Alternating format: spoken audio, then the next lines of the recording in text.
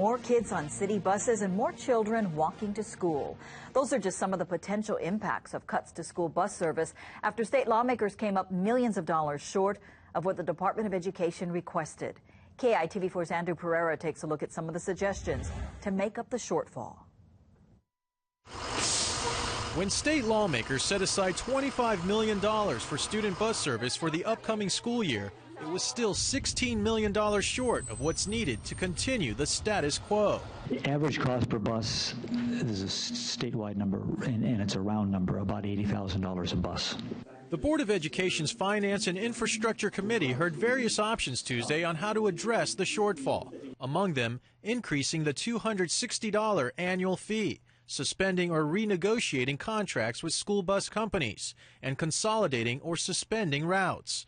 About 4,000 special needs students and 20,000 students who receive free bus service would not be impacted by any cutbacks. The Oahu zones of school innovation schools, Nanakuli and Waianae, 86% of the riders are free.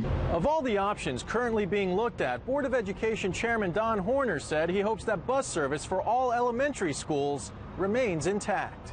I'm not saying the high school kids aren't critical, but when we prioritize, we're not going to be asking our elementary kids to be riding a public bus. However, board member Nancy Budd pointed out safety concerns for all students on the Garden Aisle. On Kauai, I think I said this the last time, we just really have no safe routes to schools, and I think it's going to be important not just to consider elementary school students, but high school students. We're going to have to do very much an evaluation of the unique circumstances for each school, and that makes it more complicated, but really that's kind of the right thing to do. And Paula, the DOE will report back in 2 weeks after completing a more thorough analysis of all the options available. One problem, if contracts with school bus companies are canceled, a provision in the contracts calls for the DOE to pay as much as $18,000 for each school bus that remains idle. Andrew Pereira, KITV4 News.